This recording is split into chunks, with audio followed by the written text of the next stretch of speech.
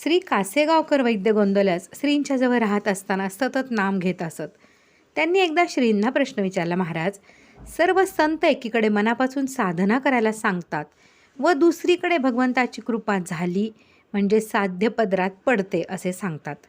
याचा मेळ कसा घालायचा, ही काय भानगड आहे? त्यावर श्री हसून म्हणाले, भगवंताच्या कृपेत भानगड नाही, साधनात भानगड आहे. भानगड आपल्या डोक्यात आहे. भगवंताची कृपा आणि जीवाची साधना ही परमार्थाची दोन अंगे आहेत. भगवंताचा मी आत्मबुद्धीचा आहे, तर जीवाचा मी उपाधी सहित आहे. मी कृपाळू आहे, मी कृपा करतो, हे भान भगवंताला नाही. कृपा करणे हा त्याचा सहज स्वभाव आहे. मी साधन करतो, मी साधक आहे, हे भान जीवाला आहे. मी साधन करतो ही जाणीव जोपर्यंत आहे तोपर्यंत भगवंताच्या कृपेचा अनुभव येत नाही. मी साधन करून भगवंत साधत नाही हे खरे पटले म्हणजे भगवंताची कृपा प्रत्ययास येते. कृपा काम करीतच असते, पण कृपे वाचून गत्यंतर नाही हे खरे खरे वाटले की जीव एकदम शरणागत होतो.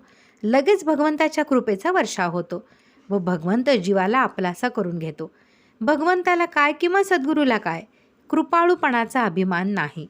शिष्य अभिमान शून्य झाला की कृपेचा अनुभव येतो.